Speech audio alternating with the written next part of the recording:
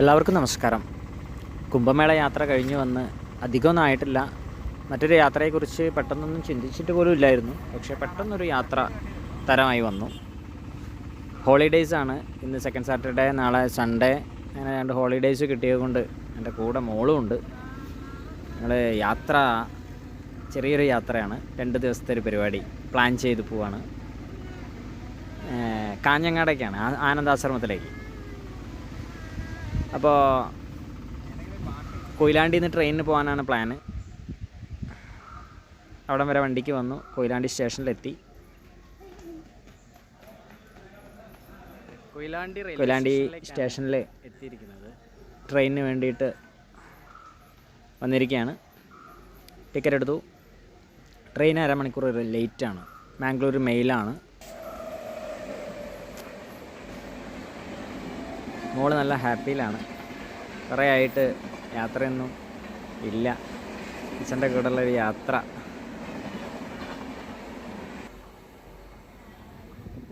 Train നല്ല ലേറ്റാണ്, അരമണിക്കൂർ ലേറ്റാണ്.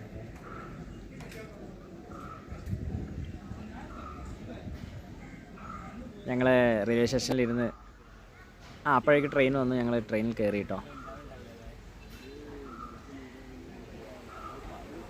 കയറിയപ്പോൾ തന്നെ ചെറിയൊരു അബദ്ധം പറ്റി. സ്ലീപ്പർ കോച്ചിലാണ് പാഞ്ഞ് കയറിയത്.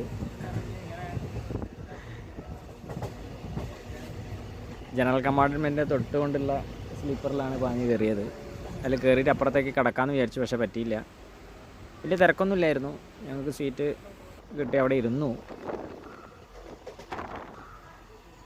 TTR വന്നിട്ടുണ്ടെങ്കിൽ പ്രശ്നമാണ്. അടുത്ത സ്റ്റേഷനിൽ എവിടെയെങ്കിലും ഇറങ്ങിയിട്ട് മാറിക്കയറാൻ എന്ന് വിചാരിച്ചു. വടകര എത്തിയപ്പോഴും വലിയ തിരക്കൊന്നും ഇല്ലാത്തതുകൊണ്ട് അവിടെ തന്നെ ഇരുന്നു.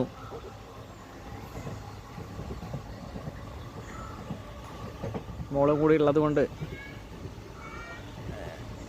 ജനറലിലേക്ക് പോകാതെ അവിടെ തന്നെ ഇരുന്നു. പക്ഷേ ഞങ്ങൾ ജനറലിലേക്ക് മാറേണ്ടി വന്നു. ഏകദേശം കണ്ണൂർ എത്തിയപ്പോൾ ചെക്കിങ്ങും കാര്യങ്ങളും വരുന്നത് കണ്ടപ്പോൾ വേഗം മാറി കയറി ഞങ്ങൾ. എന്തായാലും കുംഭമേളയിലെ എൻ്റെ യാത്രയുടെ തിക്കും തിരക്കൊക്കെ കണ്ട് മോൾക്ക് വളരെയധികം അത്ഭുതമായിരുന്നു. എന്തായാലും അവളും ജനറൽ കമ്പാർട്ട്മെൻറ്റിലെ തിക്കും തിരക്കൊക്കെ ഒന്ന് കണ്ടു. ഞങ്ങൾ അതൊന്ന് എൻജോയ് ചെയ്തു. സീറ്റ് പോലും ഇല്ല. അവസാനം ഞങ്ങൾ ബെർത്തിൻ്റെ മുകളിൽ, ബെർത്തല്ല ലഗേജ് വയ്ക്കുന്നതിൻ്റെ മുകളിൽ കയറിയിരുന്നു. അവളെ പിടിച്ച് കയറ്റി. രസമായി. ഇങ്ങനെയൊക്കെയാണ് കുംഭമേളയ്ക്ക് പോയതെന്നൊക്കെ പറയായിരുന്നു ഞങ്ങൾ.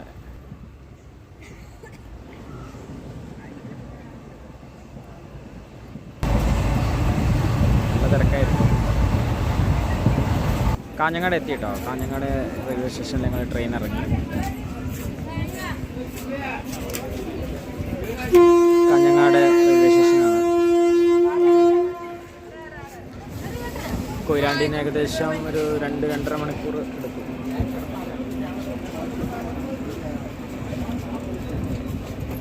നമുക്കിഷ്ടംപോലെ സമയമുണ്ട്. തിരക്കൊന്നുമില്ല. 2 ദിവസം ഞങ്ങൾ കാഞ്ഞങ്ങാട് ആശ്രമത്തിൽ നിൽക്കാൻ വേണ്ടി പോവാം. അതുകൊണ്ട് തന്നെ വലിയ തിരക്കൊന്നുമില്ല. യാത്ര വളരെയധികം എൻജോയ് ചെയ്തുകൊണ്ട് പോവുകയാണ്. ട്രെയിൻ പോകണമൊക്കെ ഇങ്ങനെ നോക്കി. ആ ട്രെയിനിൽ പോകുന്നത് നോക്കി നിൽക്കാൻ എന്ത് രസമല്ലേ.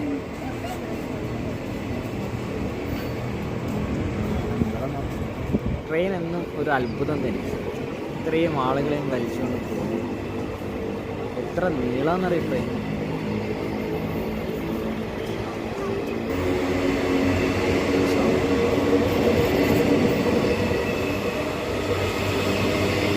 ഒരുപാട് നീളമുള്ള ട്രെയിൻ.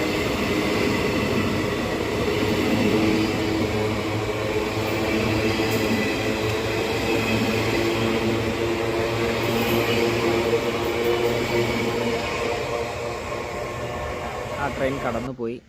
ഞങ്ങൾ ഭക്ഷണമൊക്കെ കയ്യിൽ കരുതിയിരുന്നു കേട്ടോ. ട്രെയിനിൽ കഴിക്കാൻ ചെയ്യാനൊന്നും പറ്റിയില്ല.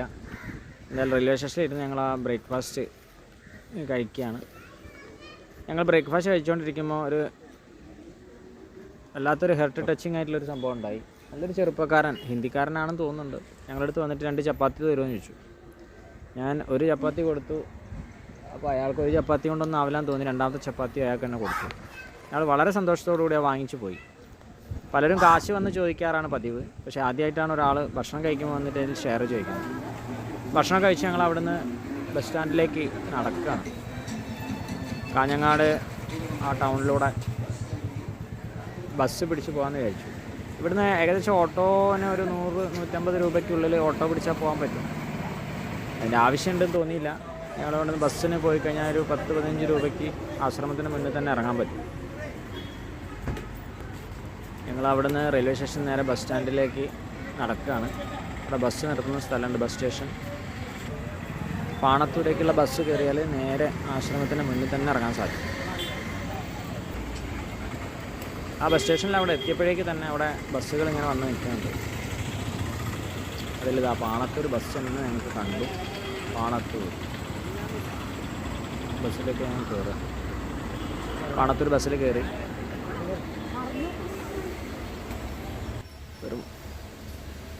വെറും 15 രൂപ പോയിൻ്റേ ഉള്ളൂ കേട്ടോ. 15 രൂപ പോയിൻറ്റിന് കാഞ്ഞങ്ങാട് റെയിൽവേ സ്റ്റേഷൻ്റെ അടുത്ത് നിന്ന് അവിടുന്ന് ബസ് കയറി കഴിഞ്ഞാൽ ആശ്രമത്തിൻ്റെ നേരെ മുന്നിൽ ഇറങ്ങാൻ സാധിക്കും. 10-15 മിനിറ്റ് കൊണ്ട് അവിടെ എത്തും.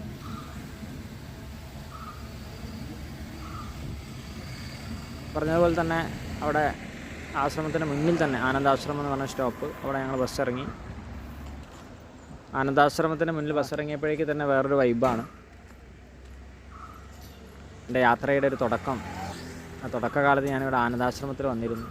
ഏകദേശം 2013 കാലഘട്ടത്തിൽ ഒരു പ്രത്യേക ജീവിതത്തിൽ ഒരു പ്രത്യേക സാഹചര്യം ഉണ്ടായപ്പോൾ 2 ദിവസം ഇവിടെ വന്ന് നിന്ന് ഓർമ്മകളൊക്കെ ഇങ്ങനെ പെട്ടെന്ന് മിന്നി മാഞ്ഞു പോവുക. ആനന്ദാശ്രമത്തിൻ്റെ മുന്നിൽ എത്തി. ആശ്രമത്തിലെ വിശേഷങ്ങളൊക്കെ അടുത്ത വീഡിയോയിലൂടെ നമുക്ക് പറയാം. എന്നാലും സന്തോഷം. നന്ദി, നമസ്കാരം.